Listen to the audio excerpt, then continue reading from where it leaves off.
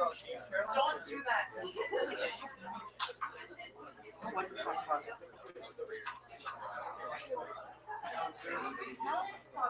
No, I was gonna say good job, but I thought you were Alright, ladies and gentlemen, ready? Elliot's already losing the tie. They said it's over. It's over. It's over. So we're going to continue on, and we're going to do Christian Jones, paving the way to better pedestrian safety. Yeah. Our Bronx. Hi, my name is Christian Jones, and for my project, I decided to improve pedestrian safety. So to start off, my topic actually came about around May, and that's when Mr. Carroll sent an email. He said, "You guys have 2 days left if you want to do a summer internship." I called him.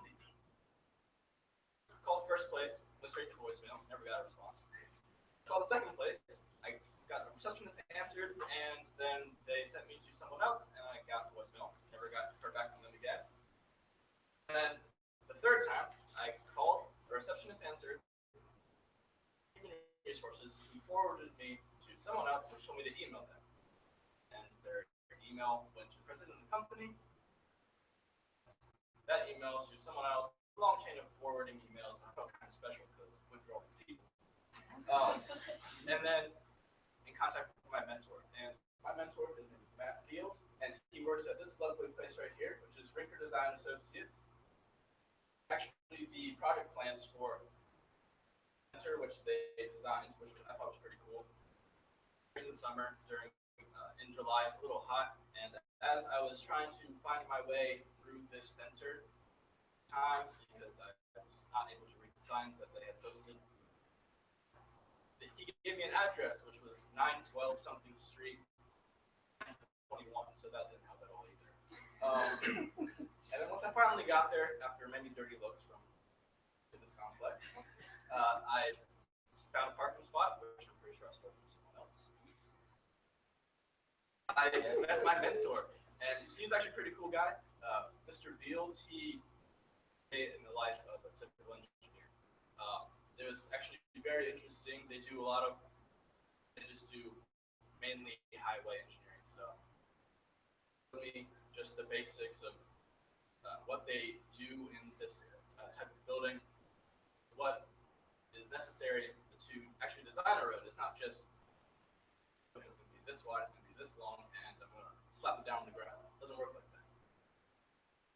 There's much detail that goes into it. They have their own program that they had, and then they also use just a bunch of different to help figure out what is the best way to reroute water. Because when you lay down surface like the road, it blocks it from seeping into the ground. It has to be rerouted, flooding, and that's not good either.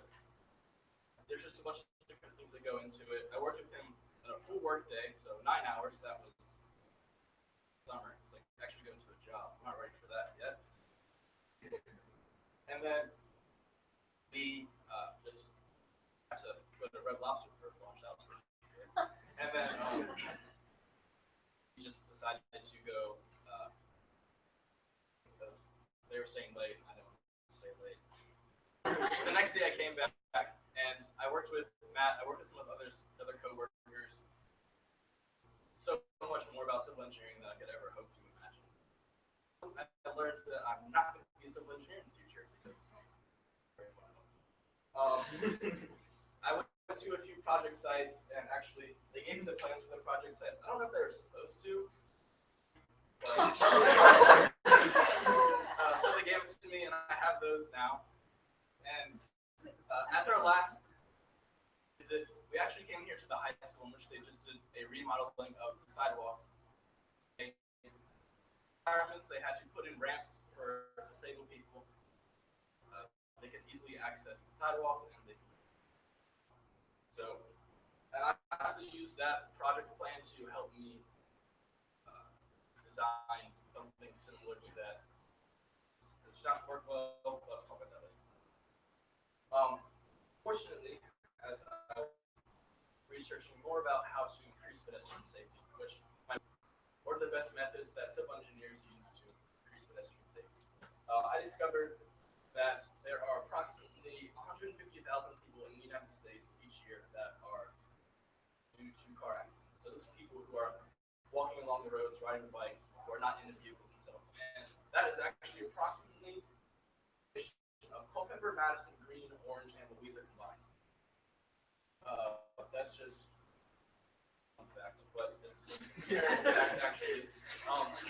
And then right here is the town of Orange, and approximately how many, the population of the town of Orange represents approximately how many people here due to traffic-related accidents who are pedestrians, which is about 4,800. Wow, it's actually a lot worse than I thought it would be. So this is the main road in Lake of the Woods. This is Lakeview Parkway. I don't know if you can tell, but this is the middle of the road. There's a car, there's a person here, and there's a person over here somewhere. I'm standing in the middle of the road. It is in a safe environment. There are no other crossing. So this was just a demonstrated picture to show how unsafe Lake of the Woods. There is barely any space on the sides of the roads for pedestrians to walk, thus making them walk on the road. And here you can see a car which would have to maneuver between the people to go and not hit them. But if there's a car coming the other way, there would be no space for the cars to there's no space for both of them to fit on the road. And roads are supposed to be used by cars, not people. So there should be some sort of sidewalk or some extension of the road that allows travel during the flow of traffic or getting into themselves. Also, the picture is very dark. This is one of the main exits, or this is the main exit from Lake of the Woods Church, which is there's a lot of traffic that goes through it. On Wednesday nights, because our church has a youth group, 8:30, and it's always dark. If they walk home or ride their bike home, there's very limited visibility. Anybody who is walking, as you can see, right now. It's just there's a bunch of different problems with the main road, and I talked to service. I went and surveyed areas like this around the woods to try to find where there needs to be improvement to increase pedestrian safety. And so I surveyed this. I surveyed near the parks in Lake of the Woods gate, and there's just a bunch of different places that are not very safe for pedestrians, and that's mainly due to the fact that this neighborhood was designed to be a vacation place for people, so they weren't expecting there to be 4,000 homes. Just like, oh, I want to go to a beach house, but I'm in the middle of Virginia, so a lake will have to do. So this was not created. This neighborhood was not created of having pedestrian safety.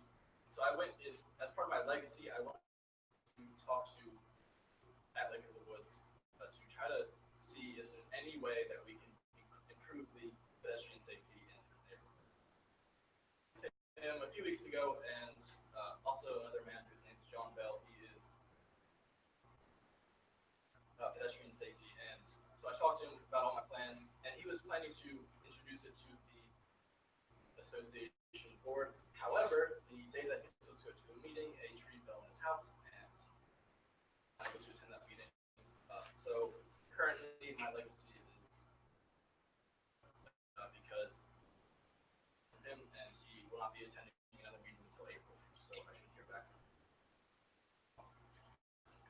So for my future plans, I hopefully plan to attend Virginia Tech because I have other schools to get into now. Because I applied to Georgia Tech and Washington University in St. Louis, which I did not get into. My last bet today, hopefully I get in, or else I'm not going to college for a while. And so some advice for future government school seniors. Procrastination is kind of cliche, and also I know you guys will procrastinate, so there's no point telling you. For me, I knew I wanted to be an engineer. I didn't know what I wanted to do. So when I called the place, I called mechanical engineering place, I said aeronautical engineering place, to do my internship, to try to broaden my view on what type of engineering degrees I can pursue, to just experiment with something you know you're passionate about. Like for me, I just want to be an engineer, and with this internship, I figured out I definitely don't want to do civil engineering because I don't want to go to college and try to pursue a degree, spend all that money, be like, wait, no, this really sucks. I don't want to do it. Just experiment around a little bit. Just test the waters. If it's something you think you want to do, I think that won't be terrible for you to do.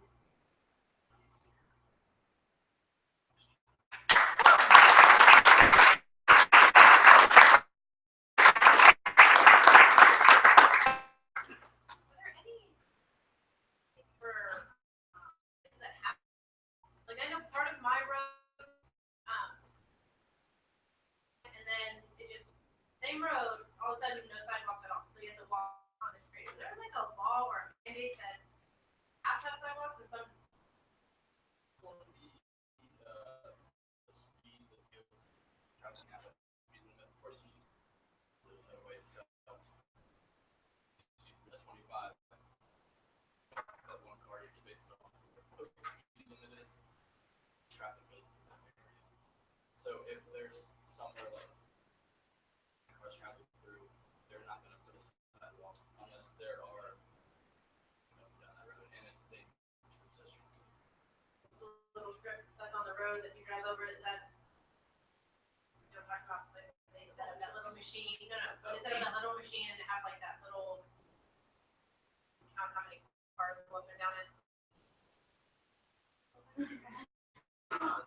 It counts the cars that go up and down it. And it runs across the road and counts how many tires. Oh yeah. That helps with it.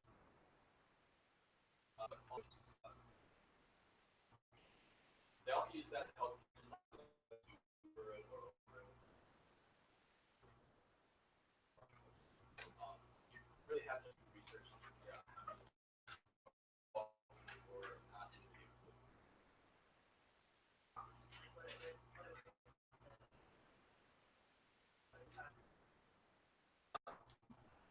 Just out of curiosity, I know that you begin to resent this kind of joke, but I was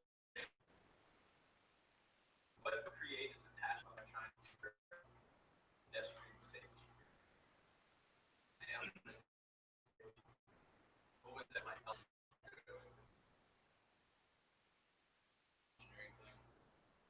I just I'll try to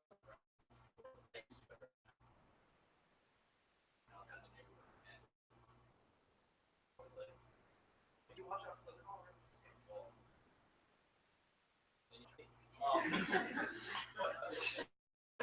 Pretty much just lack of driving. There's a lack of space for cars traveling on the road, right? So I can see it from both point of view. And the last thing I'll say is I'm really glad not what you want to do. My best friend went to